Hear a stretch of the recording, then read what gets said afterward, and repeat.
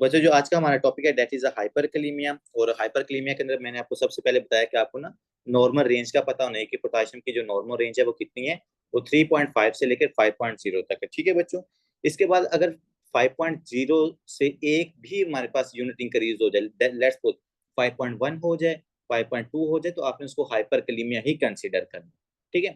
इसमें ये नहीं करना कि हम लेट्स सपोज वेट करेंगे कि 6 पॉइंट से या ज्यादा एक मार्जिन चाहिए तो फिर हम इसको हाइपरकलीमिया उसको साइन करेंगे। ऐसा नहीं करना आपने। 5.0 इसकी एग्जैक्ट अमाउंट होती है और उससे अगर ज्यादा इंक्रीज है तो इसका मतलब पेशेंट हमारे पास हाइपरकलीमिया है। फिर डिपेंड करेगा जितना ज्यादा पोटेशियम इंक्रीज होता रहेगा, लेट्स सपोज वो 5.5 है, 6.5 है, 7.0 है, तो उतनी ज्यादा वर्ष जो सिम्टम है ना आपको पेशेंट के अंदर मिलेंगे। ठीक है। दूसरे नंबर हमने बात की कि सर जो हमारे पास किसी पेशेंट में पोटेशियम इंक्रीज हो रहा है तो उसका रीजन क्या होता है। देखिए मैंने आपको बताया कि बाज का जो पोटेशियम होता है वो एक्चुअली में इंक्रीज नहीं होता, लेकिन वो टेम्परेली किसी ना किसी वजह से हमारे पास इंक्रीज हो जाता है। जैसे मैंने आपको बताया कि ब्लड ट्रांसफ्यूजन की वजह से बाजू का तो हमारे पास क्या होता है, जो पोटेशियम होता है वो फाल्सली या सुडली हमारे पास इंक्रीज हो जाता है। उसकी मैंने आपको लंबी चौड़ी रीजन भी बताई थी कि हमारे पास पेशेंट की बॉडी के अंदर नंबर ऑफ सेल्स इंक्रीज हो रहे हैं। वो सेल्स क्या करते हैं, उनकी ब्रेक डाउन होती है और उस ब्रेक डाउन की वजह से जो पोटेशियम होता है उसकी अमाउंट हमारे पास स्लाइटली क्या कर देती है, इंक्रीज हो जाती है। देखो लेट्स सपोज 5.1 होगी, 5.2 होगी, लेकिन स्टिल हम उसको क्या कंसिडर करते हैं, हाइपरकलीमिया। और दूसरे नंबर हम सूडोज को इसलिए कह रहे हैं क्योंकि ये हमारे पास क्या होता है, ये एक्चुअली में हमारे पास हाइपरकलीमिया नहीं है, ये सिर्फ टेम्परेली उस पेशेंट के अंदर हमें नजर आता है। दूसरे नंबर पर हमने बात की कि अगर किसी पेशेंट के अंदर इन्फेक्शन हो रहा है तो इन्फेक्शन की वजह से व्हाइट ब्लड सेल्स इंक्रीज हो गए, और व्हाइट ब्लड सेल्स के अंदर इंक्रीज होने की वजह से जाहिर बात है वो भी तो सेल्स हैं, उनके अंदर भी तो पोटेशियम होता है। तो जब व्हाइट ब्लड सेल्स की डिस्ट्रक्शन होती है, जब वो बैक्टीरिया के साथ फाइट कर रहा होता है, तो उसकी वजह से सेल की नेक्रोसिस होने की वजह से वहां से भी पोटेशियम इंक्रीज होता है, तो उसकी वजह से भी हमारे पास स्लाइटली पोटेशियम इंक्रीज हो जाता है। तीसरे नंबर पर मैंने थ्रोम्बोसाइटोसिस बताई कि इस पेशेंट के अंदर प्लेटलेट्स का नंबर इंक्रीज हो रहा हो, तो प्लेटलेट्स का नंबर इंक्रीज होने की वजह से नंबर ऑफ सेल्स इंक्रीज हो रहा है ना, तो जब प्लेटलेट्स की डिस्ट्रक्शन होगी तो वहां से हमारे पास पोटेशियम है ब्लड सर्कुलेशन में एक्सक्रीट होगा and it cause a temporary hyperkalemia and it's also called the spurious hyperkalemia and it's also called the pseudo hyperkalemia। ठीक है बच्चों, ये चीज आपने याद रखनी। जो सबसे इंपॉर्टेंट कंसेप्ट है ना आपके पास हाइपरकलीमिया का या हाइपोकलीमिया का, वो है सेलुलर शिफ्ट्स। कि हमारे पास जो पोटेशियम होता है ना वो शिफ्ट कर जाता है किसी ना किसी रीजन की वजह से, या वो सेल के अंदर चला जाता है या वो सेल से क्या आता है, बाहर आ जाता है। देखो बच्चों मैंने कल भी आपको बताया था कि हम क्या करते हैं, दो कंपार्टमेंट्स को हम पढ़ते होते हैं। एक मेरे पास ये ब्लड सर्कुलेशन है, देखो ब्लड वेसल है, और एक मेरे पास ये है इंटरस्टिशियल स्पेस, और ये आपके पास क्या है, एक सेल है। दो कंपार्टमेंट्स कौन से, एक होता है extra cellular compartment, extra cellular compartment जिसमें इंटरस्टिशियल स्पेस भी आती है, जिसमें ब्लड सर्कुलेशन भी आती है। और एक दूसरा हमारे पास जो कंपार्टमेंट है वो है इंट्रा सेलुलर कंपार्टमेंट। और इंट्रा सेलुलर कंपार्टमेंट का मतलब है कि सेल के अंदर जितने भी चीजें होंगी वो इलेक्ट्रोलाइट्स हैं या जो हमारे पास दूसरे मिनरल्स हैं जो सेल के अंदर होंगे, तो उसको हम इंट्रा सेलुलर कंपार्टमेंट्स कहते हैं। अब देखो बच्चों यहाँ पर क्या हो रहा है कि सेलुलर शिफ्ट हो रही है, कि सेल के अंदर चीजें शिफ्ट हो रही हैं, कि अगर वो सेल के अंदर जा रही है तो इंट्रा सेलुलर शिफ्ट है, और अगर कोई चीज सेल से बाहर आ रही तो क्या है, एक्स्ट्रा सेलुलर शिफ्ट है। तो चूंकि हम यहाँ पर पोटेशियम की बात कर रहे हैं, तो पोटेशियम किन किन वजह से सेलुलर शिफ्ट कर सकता है, कि मतलब कि वो सेल के अंदर जा सकता है या वो सेल से क्या करता है, बाहर आ जाता है। तो मैंने आपको बताया कि जो हमारे पास बच्चों इंसुलिन होती है ना, इंसुलिन की वजह से जो पोटेशियम होता है, देखो ये पोटेशियम सेल सर्कुलेशन में था, तो अगर आप पेशेंट को इंसुलिन दोगे तो इंसुलिन को देख के जो पोटेशियम होता है ये क्या कर देता है, ये सेल के अंदर चला जाता है। आप ऐसे ही समझो कि जो इंसुलिन है, इंसुलिन को देख के जो पोटेशियम है वो बेचारा डर जाता है, वो सेल के अंदर चला जाता है। जब भी इंसुलिन ज्यादा होगी वो उसकी वजह से जो पोटेशियम है वो इंट्रा सेलुलरली क्या होता है, इंक्रीज हो जाता है। उसकी जो शिफ्ट होती है वो एक्स्ट्रा सेलुलर से इंट्रा सेलुलर हो जाती है। ठीक है, वो बाहर से अंदर चला जाता है। इसीलिए तो मैंने आपको बताया कि अगर किसी पेशेंट के अंदर हाइपरकलीमिया हो जाए ना तो हम उस पेशेंट को इंसुलिन देते होते हैं। ये सेलुलर शिफ्ट के अंदर आपने यहाँ पर इंसुलिन मैंने बताया।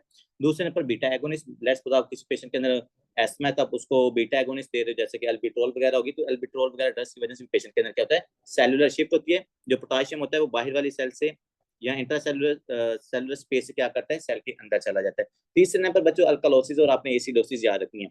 जब भी पीएच इंक्रीज होगी तो पीएच इंक्रीज होने की वजह से क्या होता है, जो पोटेशियम के चैनल्स की सेंसिटिविटी होती है हमारे पास इंक्रीज होती है। तो जो इंट्रासेलुलर पोटेशियम के चैनल, देखो ये पोटेशियम का चैनल है जो क्या करता है, पोटेशियम के सेल के अंदर मतलब सेंड करता है या भेजता है उसको, या उसकी शिफ्ट करवाता है।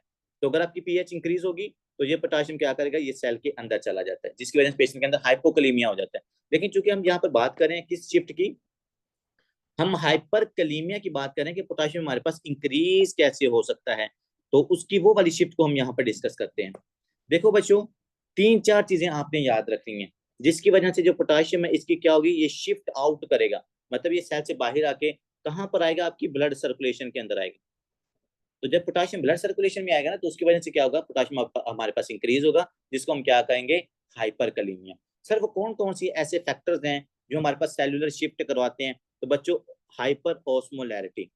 अगर सेल के अंदर ऑस्मोलैरिटी ज्यादा हो रही है तो उसकी वजह से क्या होगा, वो पोटाशियम को सेल से बाहर भेजना शुरू कर देगा, जिसकी वजह से पेशेंट के अंदर हाइपरकलीमिया हो सकते हैं।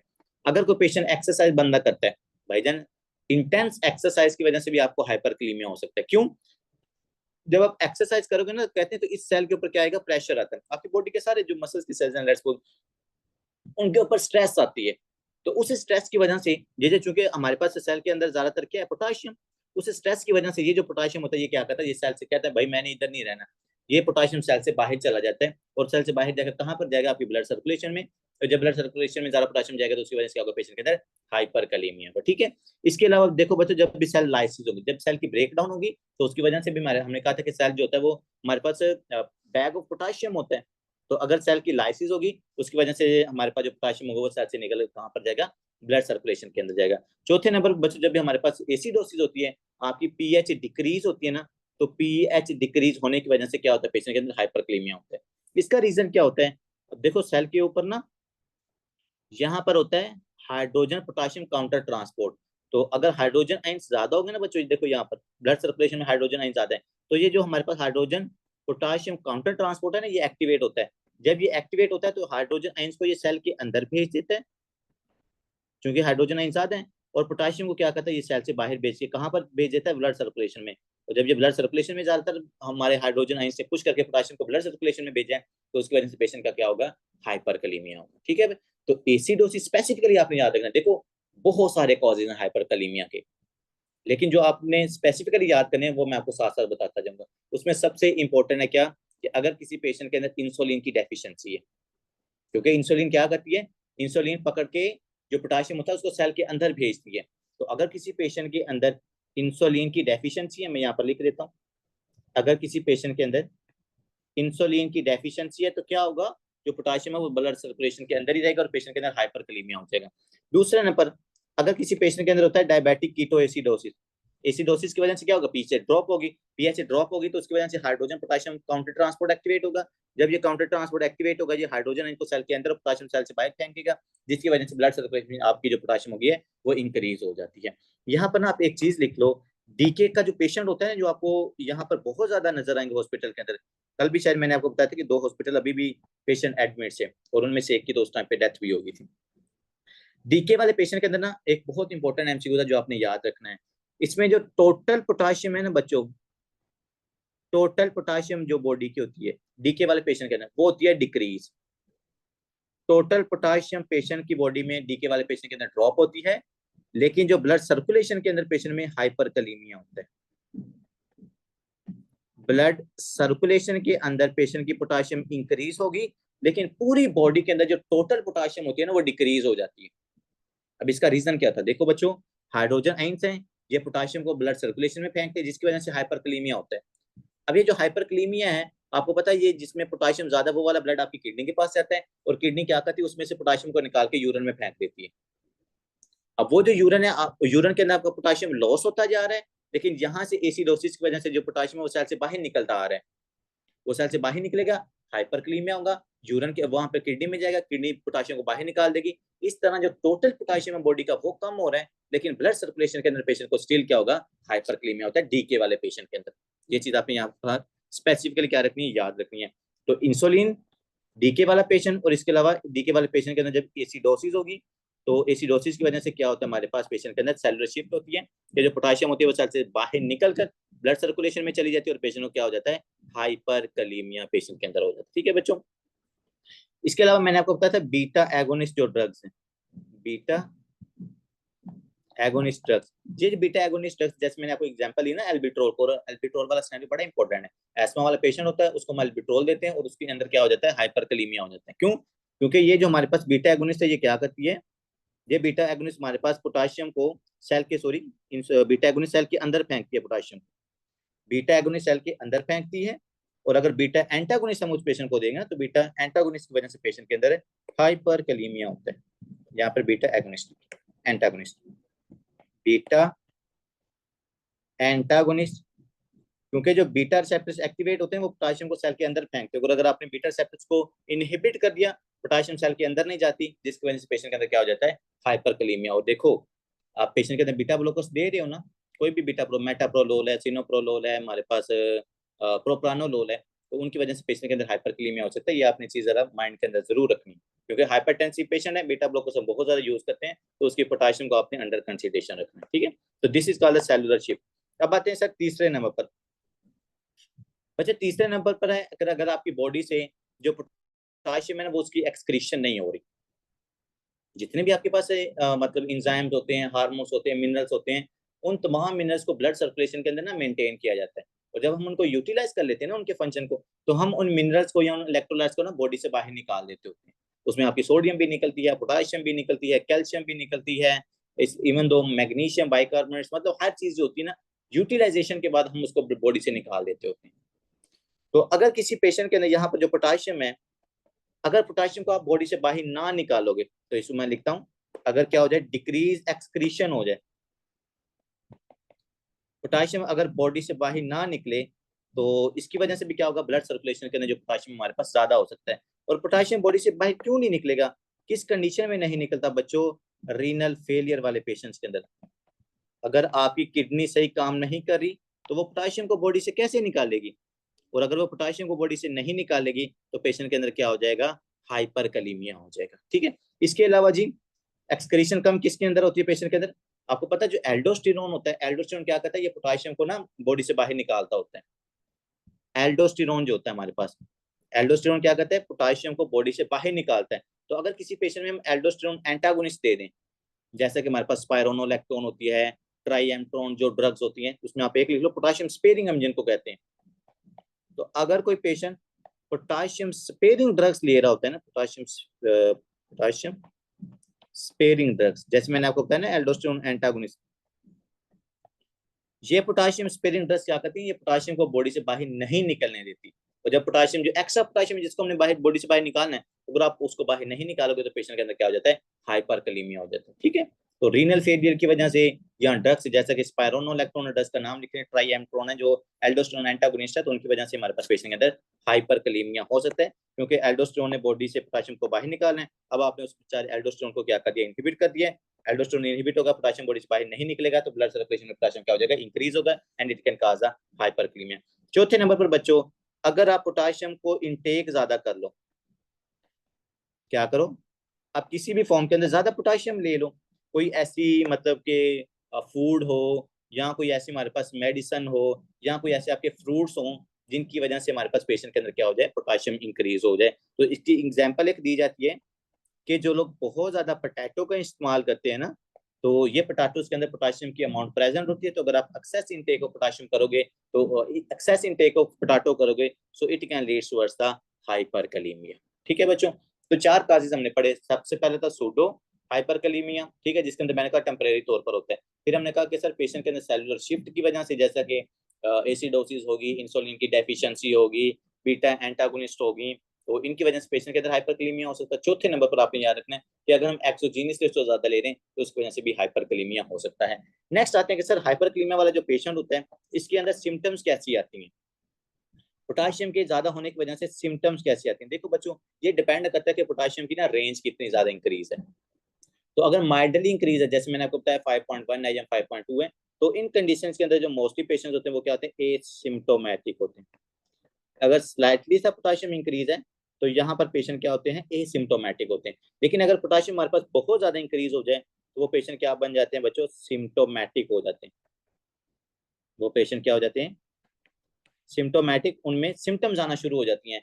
तो सबसे पहले जो आपने सिम्टम्स याद रखनी है हाइपरकलीमिया की, जो आपको पेशेंट्स के अंदर नजर आती हैं बच्चों, वो आपने याद रखनी है मायोपैथी। कौन सी सिम्टम आपने सबसे पहले याद रखनी, जो ज्यादातर यही पूछी जाती है, मायोपैथी, कि जो आपके मसल्स के सेल है ना, ये काफी ज्यादा पोटेशियम बाहर देखो, मायोपैथी आपके पास हाइपोक्लीमिया की वजह से भी होती है, हाइपरक्लीमिया की वजह से भी होती है, कि जो सेल का मतलब कि इलेक्ट्रोलाइट्स की शिफ्टिंग होती है, वो बहुत रैपिडली हो रही है, और वो रैपिड शिफ्टिंग की वजह से ना बार बार कभी मतलब कि पोटेशियम बाहर जा रहा है, कभी मतलब अंदर आ रहा है, वो बैलेंस नहीं है जो नॉर्मली होता है, तो उसकी वजह से जो आपके सेल्स होते हैं उनकी इंटेग्रिटी मेम्ब्रेन की लॉस होती है, और जब मेम्ब्रेन की इंटेग्रिटी लॉस होती है वो सेल्स डैमेज होते हैं, और मोस्ट स्पेसिफिकली हमारे पास जो मसल्स के सेल्स होते हैं वो डैमेज होते हैं, जिसकी वजह से आपको पेशेंट के अंदर मायोपैथी नजर आती है, और मायोपैथी को हम क्या लिखते हैं, मसल वीकनेस। और ये सबसे इंपॉर्टेंट सिम्टम है जो आपको हाइपरकलीमिया और हाइपोकलीमिया दोनों कंडीशंस के अंदर मिलती है। ठीक है, अगर मैं प्रोमिनेंटली पूछूं तो जो हाइपोकलीमिया होता है उसमें आपको ज्यादातर मायोपैथी नजर आती है, ठीक है, लेकिन हाइपरकलीमिया के अंदर भी हमें ये चीज नजर आती है।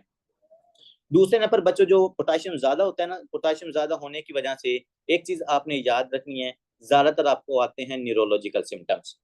एक रट्टा लगा लो, चाहे पोटाशियम अगर ज्यादा है तो न्यूरोलॉजिकल सिम्टम्स ज्यादा आते हैं, पोटाशियम अगर कम है तो ज्यादातर आपके पास कार्डिक सिम्टम्स आते हैं।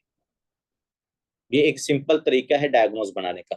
पोटाशियम ज्यादा होगी तो मैंने कहा न्यूरोलॉजिकल सिम्टम्स आते हैं, आपकी न्यूरॉन्स ज्यादा इफेक्ट होती हैं, और अगर हमारे पास पोटाशियम कम है तो आपके पास कार्डिक जो मतलब कि हार्ट की न्यूरोलॉजिकल सप्लाई है वो ज्यादा कंप्रोमाइज होती है। ठीक है, इसलिए हमने देखा भी था कि जब पेशेंट में हाइपोकलीमिया होता है तो उसके अंदर जो ईसीजी होती है उसकी भी डिफरेंट फाइंडिंग्स होती है, जो आगे जाकर मैं आपको लिखवाऊंगा। तो यहाँ पर क्या लिखेंगे सर, हाइपरकलीमिया है तो पेशेंट के अंदर हमें ज्यादातर न्यूरोलॉजिकल सिम्टम्स नजर आती है, न्यूरॉन्स आपकी ज्यादा डैमेज होती है पोटाशियम के ज्यादा इंक्रीज होने की वजह से, न्यूरोलॉजिकल सिम्टम्स।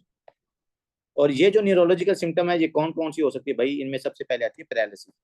आपको पेशेंट के अंदर फालज नजर आ सकता है, या लोअर लिम्स पैरालिसिस आप इसको लिख लो। तो न्यूरोलॉजिकल सिम्टम्स के अंदर क्या होता है सर, आपके हमारे पास जो सेंट्रल न्यूरॉन्स हैं वो ज्यादातर डैमेज होती हैं, और उनके डैमेज होने की वजह से हमें पेशेंट के अंदर क्या क्या चीजें नजर आती है सर, उसके रिफ्लेक्सेस खत्म हो जाते हैं, पेशेंट के अंदर ए रिफ्लेक्सिया। अब यहाँ पर वर्ड आपने हाइपो रिफ्लेक्सिया वगैरह का यूज नहीं करना कि उसके रिफ्लेक्स वीक होंगे, नहीं बच्चों, रिफ्लेक्स बिल्कुल खत्म हो जाते हैं, क्योंकि न्यूरॉन्स जिसने रिफ्लेक्स करवाना होता है, पोटेशियम ज्यादा होने की वजह से वो न्यूरॉन हमारे पास डैमेज हो जाती है। ठीक है, क्योंकि अभी तक हमने जो न्यूरॉन्स का एक्शन पोटेंशियल है वो नहीं पढ़ा, इसलिए शायद आपको थोड़ा सा ना ये मतलब कि इसका बेसिक के ऊपर प्रॉब्लम आ रही होगी, लेकिन आपको पता है जितने भी एक्शन पोटेंशियल्स होते हैं वो कैल्शियम पोटेशियम और सोडियम के ऊपर इफेक्ट करते हैं। तो जब इनकी अमाउंट ऊपर नीचे होती है, हमारे पास न्यूरॉन्स के पोटेंशियल्स भी क्या होते हैं, वेरी करते हैं। तो उनके पोटेंशियल वेरी करने की वजह से न्यूरॉन्स अपना मैसेज नहीं प्रोवाइड करते, और मैसेज प्रोवाइड ना करने की वजह से जो हमारे पास रिफ्लेक्सेस होते हैं या जो मसल्स को मैसेज जाने होते हैं वो क्या होते हैं, इंपेयर हो जाते हैं। तो हाइपरकलीमिया की वजह से आपको पेशेंट के अंदर ए रिफ्लेक्सिया है, मतलब आप उसके डिफरेंट रिफ्लेक्सेस चेक करोगे, नी रिफ्लेक्स हो गया, कॉर्निया रिफ्लेक्स हो गया, या मैं कहता हूँ कि रिस्ट, यहाँ पे जो डिफरेंट फ्लेक्सेस हैं ये हमारे पास पेशेंट के अंदर आपको एब्सेंट नजर आ सकती है। ठीक है, इसके अलावा सर कोई और सिम्टम भी नजर आ सकती है, that is a flaccid paralysis. अब यहाँ पर आपने फ्लैसिड पैरालिसिस नजर आनी है आपको। ठीक है, फ्लैसिड पैरालिसिस क्या होती है, देखो हमारे जो मसल्स की टोन मेंटेन की है ना, ये आपकी न्यूरॉन्स ने की हुई है, तो अगर हाइपरकलीमिया की वजह से आपकी न्यूरॉन्स ही डैमेज हो जाए तो उसकी वजह से क्या होगा, पेशेंट के अंदर जो मसल्स को मैसेज आना होता है, जो मसल कंस्ट्रिक्टेड फॉर्म के अंदर है वो क्या हो जाएंगे, वो मसल रिलैक्स हो जाते हैं। तो अगर रिलैक्स हो जाएंगे तो लेट्स सपोज अगर मैं बैठा हूँ ना तो मैं पीछे गिर जाऊंगा, मेरा मसल रिलैक्स हो जाएगा, क्यों, अगर मैं बैठा हूँ तो मेरा जो स्पाइनल मसल्स हैं वो कंस्ट्रिक्टेड फॉर्म के अंदर है, तो हाइपरक्लीमिया होगा, वो रिलैक्स होंगे तो जो मेरा पोस्चर होगा वो क्या हो जाएगा, वो फ्लैसिड हो जाएगा। तो फ्लैसिड पैरालिसिस आपने याद रखनी है किसके अंदर है, हाइपरकलीमिया के अंदर। ठीक है बच्चों, इसके अलावा सर जब हमारे पास सेंसरी न्यूरॉन्स डैमेज होती हैं, तो सेंसरी न्यूरॉन्स डैमेज होने की वजह से पेशेंट के अंदर हमें नमनेस या जिसको हम पैरास्थीसिया कहते हैं, ये चीज आपको नजर आती है उस पेशेंट के अंदर। नेक्स्ट आते हैं कि सर क्या कुछ और सिम्टम्स भी नजर आते हैं, तो डेट इज द इंटेस्टाइनल इलीक। अब इंटेस्टाइनल इलीक क्या होता है बच्चों, इंटेस्टाइनल कॉलिक, सॉरी, इलियस होता है वो उसके अंदर जो दूसरी हाइपोक्लीमिया की वजह से होता है। तो इंटेस्टाइनल कॉलिक का मतलब है भाई एब्डोमिनल पेन, और ये बहुत इंपॉर्टेंट है क्योंकि जिन पेशेंट्स के अंदर हमें एब्डोमिनल पेन का पता नहीं चल रहा होता ना कि किस वजह से हो रही है, लेट्स सपोज पेशेंट के अंदर हमने देख लिया कोई इसको इन्फेक्शन भी नहीं है, कोई हेमरेज भी नहीं है, कोई कॉन्स्टिपेशन भी नहीं है, डायरिया भी नहीं है, कुछ भी नहीं है, लेकिन वो सिर्फ इतना आपको बताता है कि मेरे पेट में बहुत ज्यादा दर्द होता है, that is called intestinal colic, और ये बड़ा सीवियर मतलब कि पेन होता है। तो इस पेशेंट के अंदर बच्चों आपने जो पोटाशियम होती है वो एक दफा जरूर चेक करनी है, क्योंकि आपको पता है कि अगर हाइपरकलीमिया होगी तो हाइपरकलीमिया की वजह से क्या हो सकता है, इस पेशेंट के अंदर ये इंटेस्टाइनल कॉलिक हो सकती है, जो इसकी न्यूरॉन्स है वो न्यूरॉन्स के अंदर एब्नॉर्मेलिटी आ सकती है। ठीक है बच्चों, ये चीज आपने यहाँ पर याद रखनी है। लास्ट बट नॉट लीस्ट, आपको हाइपरकलीमिया की वजह से पेशेंट के अंदर क्या नजर आएगा, अरिथमिया। ठीक है, इसलिए मैंने इसको लास्ट पे लिखा है कि हाइपरकलीमिया के अंदर कार्डिक फाइंडिंग्स हमें लेस नजर आती है as compare to neurological findings. Neurological areflexia, hyporeflexia, flaccid paralysis है, इंटेस्टाइनल कॉलिक हो गई, ये सारा न्यूरॉन्स के डैमेज होने की वजह से हो रहा है, उनका जो एक्शन पोटेंशियल है वो इंपेयर होता है। और अरिथमिया इस पेशेंट के अंदर हमें क्या है, that can also be the finding of severe hyperkalemia. अगर आप इसको थोड़ा सा रीजन देखो ना कि ज्यादा पोटाशियम इंक्रीज होने की वजह से पेशेंट में अरिथमिया कैसे नजर आ सकता है, तो देखो बच्चों, पोटाशियम ज्यादा है ना, तो इंट्रासेलुलर भी पोटाशियम ज्यादा होगा आपके कार्डिक मसल्स के अंदर। तो अगर इंट्रासेलुलरली पोटाशियम ज्यादा होगा तो इंट्रासेलुलरली पॉजिटिविटी ज्यादा होगी। अगर इंट्रासेलुलरली पॉजिटिविटी ज्यादा होगी तो हमारे पास डीपोलराइजेशन जल्दी होगी, और अगर डीपोलराइजेशन बार बार जल्दी जल्दी हो रही है तो उस पेशेंट के अंदर हमें टैकी अरिथमिया नजर आता है। कौन सा अरिथमिया नजर आता है इस पेशेंट के अंदर आपको? Tacky arrhythmia. टैकी अरिथमिया क्यों नजर आ रहा है? क्योंकि सर इंट्रासेलुलरली पोटाशियम ज्यादा होने की वजह से, पोटाशियम ज्यादा होने की वजह से पॉजिटिविटी इंक्रीज है, और जब पॉजिटिविटी इंक्रीज होगी आपको पता है डीपोलराइजेशन जल्दी होगी, डीपोलराइजेशन के जल्दी और बार बार होने की वजह से पेशेंट के अंदर में टैकी अरिथमिया नजर आ सकता है। इसी के कंपैरिजन में हाइपोक्लीमिया की वजह से हमें पेशेंट के अंदर ब्रेडी अरिथमिया स्पेसिफिकली नजर आता है। ठीक है, आगे आते हैं सर, पेशेंट हाइपरक्लीमिया का है, तो हाइपरक्लीमिया वाला जो पेशेंट होता है हमने इसको डायग्नोज कैसे करना होता है? तो बच्चों डायग्नोज के लिए सबसे पहले तो आपने देखना है उसकी ब्लड सर्कुलेशन में पोटाशियम, कि वो फाल्सली इंक्रीज है जहां एग्जैक्टली वो पेशेंट का पोटाशियम इंक्रीज है। तो सबसे पहले हम उसका क्या करेंगे, ब्लड में आपने चेक करना है ब्लड लेवल ऑफ पोटाशियम। और एक दफा आपने रिलाई नहीं कर लेना कि एक दफा मैंने पोटाशियम देखा तो वो इंक्रीज था तो इस पेशेंट के अंदर हाइपरक्लीमिया होगा। नहीं बच्चों, आपने रिपीट टेस्ट करना है, आपने कम से कम 2 दफा देखना है कि उस पेशेंट के अंदर रिपीट चेक पोटाशियम लेवल, कि आपने क्या करना उसका 2-3 दफा चेक करना है, फिर जाके आपने उसको मतलब कि डायग्नोज करना है कि वाकई दैट इज द पेशेंट होगा हाइपरकलीमिया। तो एक दफा आपने रिलाई नहीं करना, 2 से 3 दफा चेक कीजिएगा। अगर बार बार उसकी अमाउंट इंक्रीज हो रही है और वो फाल्सली इंक्रीज नहीं है या टेम्परेरली इंक्रीज नहीं है, लेट्स सपोज एक दफा आपने 10 दफा चेक, 10 बजे टेस्ट किया चेक तो पोटाशियम इंक्रीज था। अब ये नहीं है कि पेशेंट हमारे पास उसमें सिम्टम्स आ रही हैं, अरिथमिया आ रहा है, और आप पेशेंट का क्या कर रहे हो, दूसरी दफा टेस्ट कराने के लिए वेट कर रहे हो। नहीं बच्चों, जिनके अंदर सिम्टम्स आती हैं हम उन पेशेंट्स के अंदर उसी टाइम क्या करते हैं, ट्रीटमेंट की तरफ जाते हैं।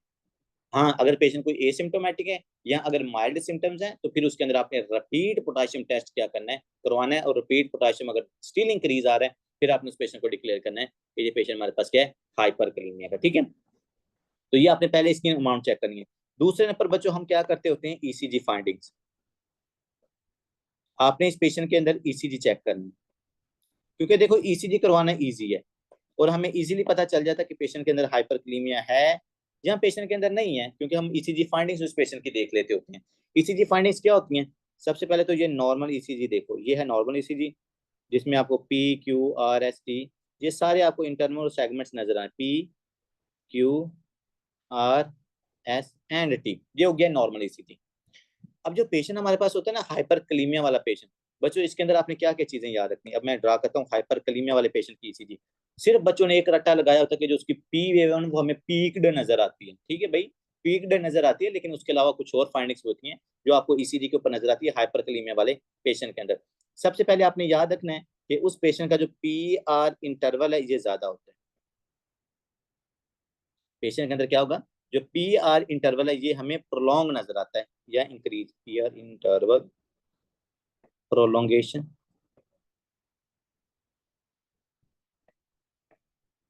दूसरे नंबर पर जो क्यू आर एस कम्प्लेक्स है ये आपको वाइड नजर आएगा, तो क्यू आर एस वाइड। तीसरे नंबर पर फिर हम कहेंगे कि सर जो हमारे पास टी वेव है ना, टी वेव आपको पीक्ड नजर आती है, क्योंकि हाइपर पोलराइजेशन हो जाती है यहाँ पर। टी वेव आपको क्या नजर आती है, पीक्ड नजर आती है। तो अगर यहाँ पर मैं इसकी ड्रा करूँ ना ईसीजी वेव, ये देखो ये पी है, ये प्रलॉन्ग पी आर है, फिर उसके अंदर देखो क्यू आर एस भी वाइड है, और उसके बाद जो पी वेव है वो आपको क्या नजर आती है, पीक्ड नजर आती है। तो एग्जैक्टली ये ईसीजी होती है हमारे पास जो पेशेंट होता है ना हाइपरक्लीमिया का। हम सिर्फ नोटिस करते हैं टी वेव को। तो बाज का अगर आपको पी वेव बच्चों पी क्यू आर एस, अगर आपको पी वेव पीक्ड नजर ना आएगी तो क्या करोगे उस पेशेंट को, और आपने चेक किया हुआ है कि जो उसकी पोटाशियम है वो हमारे पास इंक्रीज आ रही है, तो बच्चों फिर आपने उसे क्या करना है, क्यू आर एस कम्प्लेक्स भी देखना है, ये 3 स्मॉल बॉक्सेस से ज्यादा होगा। और यहाँ पर हमारे पास 200 mm से ये जो ड्यूरेशन है पी आर इंटरवल का वो आपको क्या मिलेगा, इंक्रीज मिलेगा। मतलब पी आर प्रोलोंगेशन है, क्यू आर एस वाइड है और पीक्ड टी वेव है। इसका क्या मतलब होगा sir, that is a patient of the hyperkalemia. तो ये 3 क्राइटेरिया आपने ईसीजी के क्या रखने हैं, याद रखने हैं। आगे आते हैं कि सर पेशेंट का ट्रीटमेंट ऐसे कैसे करना है हमने, पेशेंट अगर हाइपरक्लीमिया वाला जो पेशेंट होता है हमने इसका ट्रीटमेंट कैसे करना होता है बच्चों। सबसे पहले होती है आपने अंडरलाइंग काज को ठीक करना होता है। सबसे पहले आपने अंडरलाइन काज को ठीक करना है कि जिसकी वजह से हाइपरकलीमिया हो रहा है, वो ड्रग्स के इनटेक की वजह से हो रहा है, वो फूड की वजह से हो रहा है, वो पेशेंट के अंदर इंसुलिन की डेफिशिएंसी की वजह से है, वो डीके की वजह से। आपने रीजन को देखना है कि उसमें पोटाशियम इंक्रीज क्यों हो रहा है। तो आपने उस अंडरलाइन काज को क्या करना है, ठीक करना है। लेकिन इसके साथ साथ चूंकि हमने पेशेंट को स्टेबल भी करना है, उसके पोटाशियम अमाउंट को हमने स्टेबल भी करना होता है, तो उसके लिए जो सबसे अच्छी ड्रग्स है, जो हॉस्पिटल में सबसे ज्यादा इस्तेमाल हो रहा होता है इंजेक्शन, वो हमारे पास होता है किस चीज का, हमारे पास कैल्शियम ग्लूकोनेट का जो इंजेक्शन यूज होता है, छोटा सा इंजेक्शन होता है, ये आपको मैं दिखाऊंगा अभी। तो ये कैल्शियम ग्लूकोनेट का जो इंजेक्शन है ना, जिसको कुछ भी नहीं ना पता हो, उसको इतना पता होता है कि कैल्शियम ग्लूकोनेट का जो इंजेक्शन है, ये हाइपरक्लीमिया वाले पेशेंट को हमने देना होता है। तो इसको हम कहते हैं बेस्ट इनिशियल ट्रीटमेंट। कि अंडरलाइन काज को आपने पहले देख लेना है, उसके बाद चूंकि पोटेशियम ज्यादा है, उसको स्टेबल करने के लिए, नॉर्मल करने के लिए हम क्या करते हैं, उस पेशेंट के अंदर कैल्शियम ग्लूकोनेट देते हैं। तो ये इंजेक्शन का नाम ना भूल लीजिए काइंडली, ये आपको क्लिनिकल बहुत ज्यादा हेल्प करेगा। कैल्शियम कैल्शियम ग्लूकोनेट, ठीक है। अब कैल्शियम ग्लूकोनेट का इंजेक्शन लगाओगे, पेशेंट हमारे पास मोस्ट ऑफ द केसेस के अंदर ना ये यहाँ पर ही ठीक हो जाते हैं। लेकिन हमने क्या करना है, दूसरी पॉसिबिलिटीज को भी देखना है कि सर अगर हमारे पास कैल्शियम ग्लूकोनेट का इंजेक्शन अवेलेबल ही नहीं है और पेशेंट हाइपरकलीमिया का है, पेशेंट अरिथमिया में जाकर उसकी डेथ ना हो जाए, हमने क्या करना, उसकी पोटेशियम को बैलेंस करना। मेरे पास कैल्शियम ग्लूकोनेट अगर नहीं है, तो फिर सेकंड लाइन जो आपने थेरेपी इस्तेमाल करनी है, आपके पास पड़ी है ना अगर इंसुलिन, तो आप उस पेशेंट को इंसुलिन दो। लेकिन इंसुलिन बच्चे अकेली नहीं देते, क्योंकि पेशेंट को हाइपरग्लाइसीमिया नहीं है, पेशेंट को सिर्फ क्या है, हाइपरकलीमिया है। तो जब भी इंसुलिन देते हैं ना हाइपरकलीमिया वाले पेशेंट की, तो इंसुलिन के साथ हम देते हैं उस पेशेंट को ग्लूकोज। ग्लूकोज क्यों दे रहे हैं कि हाइपोग्लाइसीमिया ना हो जाए इसको इंसुलिन की वजह से, हम इसलिए इस पेशेंट को साथ ग्लूकोज देते हैं। और इंसुलिन क्या करती है, इंट्रासेलुलर शिफ्ट करवा देती है ना, पोटेशियम को सेल के अंदर फेंक देती है, जिसकी वजह से पेशेंट का जो पोटेशियम होता है वो हमारे पास डिक्रीज हो जाता है। और ये आपके पास सेफ भी है, इंसुलिन जो ग्लूकोज है ये आपके पास सेफ भी है। अगर कैल्शियम ग्लूकोनेट नहीं है, तो आपने इंसुलिन प्लस ग्लूकोज की थेरेपी इस्तेमाल कर सकते हो, ठीक है। अब आपके पास भाई इंसुलिन भी नहीं है, आप किसी ऐसे रूरल एरिया में काम कर रहे हो जहाँ पर इंसुलिन भी नहीं है, कैल्शियम ग्लूकोनेट नहीं है, तो हमारे पास तीसरी अप्रोच क्या हो सकती है, तो आपने यूज करना है अल्बिट्रॉल, बीटा एगोनिस्ट, ठीक है। क्योंकि हमें पता है ये जो बीटा एगोनिस्ट है, बीटा रिसेप्टर्स को एक्टिवेट करता है, और बीटा रिसेप्टर्स की एक्टिवेशन की वजह से जो पोटेशियम होता है उसका इंट्रासेलुलर जो शिफ्ट होता है वो इंक्रीज हो जाता है। तो अल्बिट्रॉल आपने क्या रखना है, you can even give the albuterol to the patients to decrease the potassium into the blood circulation, ठीक है। तो हमारे पास तीसरी अप्रोच होगी है, दूसरी इंसुलिन वाली होगी है, तीसरी हमारे पास क्या है, अल्बिट्रॉल वाली होगी है। और अगर आपके पास अल्बिट्रॉल भी नहीं है, ना कैल्शियम ग्लूकोनेट है, ना इंसुलिन है, ना आपके पास क्या अल्बिट्रोल है, तो इसके अलावा सर कुछ और भी अवेलेबल होना चाहिए जो हमारे पास क्या करवा सकता है, इस पेशेंट के पोटेशियम को हमारे पास डिक्रीज करवा सकता है। तो बच्चे वो होती है अल्कली फाइंडिंग्स, कि अगर आप उस पेशेंट की पीएच को इंक्रीज करवा दो, हमने कहा